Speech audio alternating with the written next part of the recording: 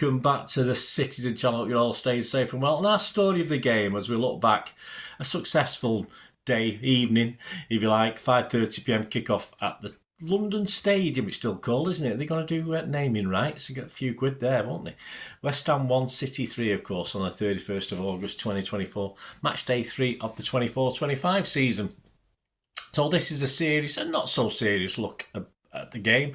I'm sort of awake now, about 5 hours sleep. Got back about 1:45, which wasn't too bad. The coaches are parked behind the away fan section. If you go to West Ham, they certainly weren't 3 or 4 years ago, but they are now. So get out quick. As soon as the coppers tell you to piss off, you go. And we didn't do too bad for travelling home, and the motorways and the big A roads were quite clear last night. So anyway, we'll talk about the game. Let me know your thoughts, of course, guys. And please, if you are new to the channel, please subscribe to the channel if you can. Of course, we do have memberships now as well. So 99p a month, you help me out. That's wonderful. Shows you support for me. And of course, lots of history vlogs that you get immediate access to that sometimes don't get published for up to a year or even longer. There's that much there. And of course, you've got the availability of a copy of all my scripts as well. So say you've got a manager that I've covered in my vlogs, or a player, or a certain match. Say it's your first match you ever went to. You get a hard copy of the script if it's available. Some might not be available, might be too old to not be available. But where I've got it, you can have a copy. So just one of the benefits of joining for 99p a month, guys. It'd be much appreciated. Otherwise, just give us a like. That's pretty nice as well.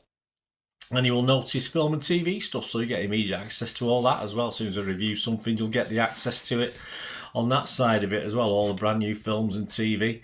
Although I am going away for a couple of weeks in the 3 or 4 days, so a bit of older stuff to throw out, but usually pretty up to date. So stick with me, guys.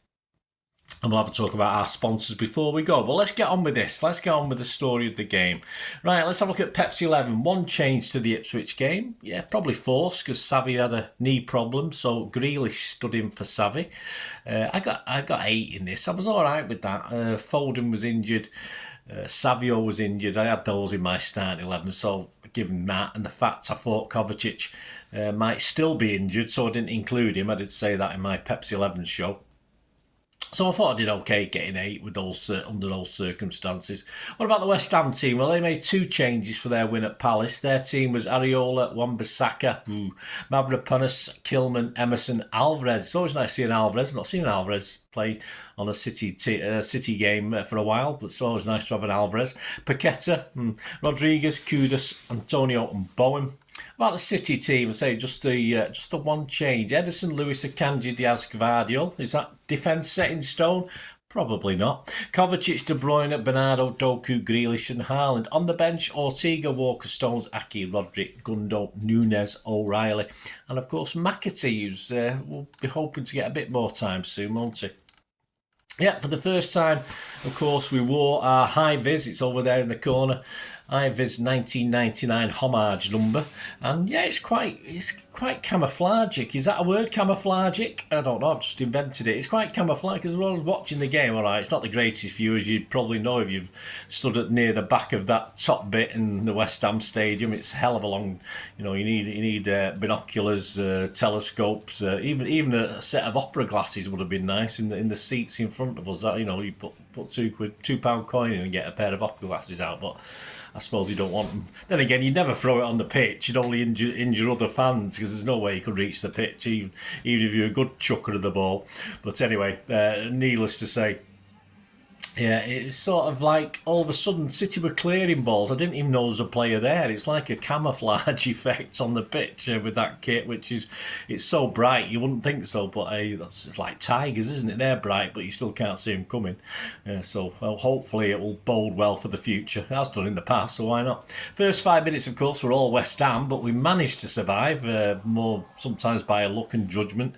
6 minutes in, Jack Grealish picks out Bernardo. He finds Erling at the far stick, but the old big lummox heads over. He should have done a little bit better with that, but of course practice will make perfect. On 11 minutes, we're 1-0 up.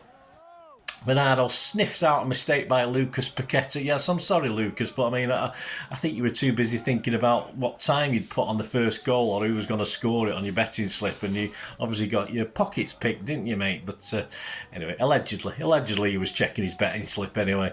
But of course, Bernardo sniffs it out, gets the ball, and a lovely ball into the path of Haaland, and he does what he does very well. He opens himself up. I don't think Areola did too much wrong, but it looked really easy for Haaland to stick it in that far corner. So 1-0, and of course that was the 44th assist for Bernardo, which is the most ever by a Portuguese player, bettering Nani, of course, that ex-Rag Nani, and I think the other guy who's still at Old Trafford, of course, is 2 or 3 more behind as well. So keep it up, Bernardo. 12 minutes, of course, West Ham a bit deflated. A KDB effort brings out a spectacular looking save from Areola. Didn't know if he had to be that spectacular to keep it out. 13 minutes now, De Bruyne plays Jack Grealish in behind, but of course Jack, being Jack, shoots wide with it. Same old Jack, they either go wide or out for corners usually, don't they? 18 minutes, Jeremy pulls the ball back to Kevin. He fires a great shot. It looks as though it's going to hit the inside of the post and go in the net, but of course it bounces to safety as far as West Ham are concerned. Areola didn't move an inch, he didn't have any time. But 19 minutes deflating. It was an awful long goal. Bowen advances, no real problems. Four high-vis shirts, Bowen in the middle. Bowen just puts it into the middle. It wasn't to anybody in particular, but Ruben all of a sudden just puts it past Ederson into his own net.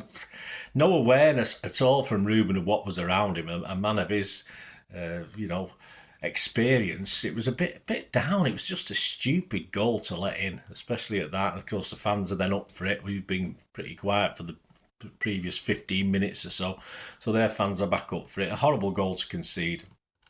Can't blame Ederson. Just to say, for the first time, City had plenty of men back, and we made a mess of it. 30 minutes though, it was 2-1 for City. A bit of Rondo on the outside, on the edge of the penalty box. West Ham penalty box. Kovacic was involved. Rico Lewis was involved. He rolled it nicely for Haaland. But again, Haaland, he just smashed it. I don't think the keeper even had time to react again. A bit Sergio Aguero type, where, if he hits it quick enough, the goal is just, before he knows it, it's past him and into the net. And say you sort of cast doubts on the keeper. He did get taken off at half time, but I think that was an injury. But yeah, that was his 69th goal in 69 Premier League appearances. It was inside the area, but a cracking goal from Erling. And then, of course, very soon after, he shows his defensive skills as West Ham go on a break. He legs it back to stop Antonio, who's flying down the wing. So well done, Erling, on that. I think hopefully Pep was impressed. 37 minutes, Haaland finds a nice run from Lewis, and again, as he did last week against Ipswich, as he did last week against Ipswich, he hits it too high. This time it clears the bar. At least he hit the woodwork against Ipswich, but he needs a bit more composure, Lewis. 43 minutes, De Bruyne gets booked. Yeah, he lost the ball to Antonio, and obviously because he lost it, he tried desperately to get it back and just lunged in. Probably a deserved booking at that stage. 45 minutes, a City winner free kick just outside the area, a little to the right of the D, and Kevin takes it, and very skillfully, I thought, lands it on the roof of the net. It takes some skill to do that. Well done, Kevin. Plus 2 minutes injury time. Kudus running onto a diagonal crossfield pass, cuts inside. Rico backpedaling, don't want to commit himself, but keeps backpedaling. And of course, Kudus shoots, but thankfully it goes wide of the post. My half-time thoughts at the game. Despite the lead, of course, our defence looked a little light on occasion, apart from the only time we got men back, it resulted in a goal for them, but that's sod's law, isn't it? But when moving forward, of course, we look reasonably impressive as ever. A 2-1 next goal is going to be very, very decisive, isn't it? 2-1, it's if they equalise or we go 3-1, it's game over, so it'll be very, very interesting. On to the second 45. Areola doesn't come out, so he must either be crap or injured. I'll go with the injury because he didn't play that badly. And Fabianski comes out. 49 minutes, a Kevin De Bruyne corner, bounces near the edge of the 6-yard box, but Bernardo, not really expecting it, sort of heads a chance over. 52 minutes, that guy, yeah, he's all happy with his betting slips now. Clears the ball. Bowen, bit of interplay up front. Gallops free. And a wonderful sort of 1-2, and Kudus ends up really on his own with just Ederson to beat. A bit of a tight angle as he got nearer and nearer, but he unleashed a shot and Ederson wasn't getting anywhere near it. It just hit the post and fortunately for us come back out again. So we got away with that one. And they did have a bit of a purple patch of 3 or 4 minutes, West Ham, but Pep tried to break it up. He brought Gundo on to replace Doku on 66 minutes. 71 minutes, he still had chances. A West Ham corner. Max Kilman perhaps should have done better, but he heads it over the bar. Again, another little bit of a let-off, so we're hanging on a little bit. 73 minutes, Grealish is replaced by Nunes.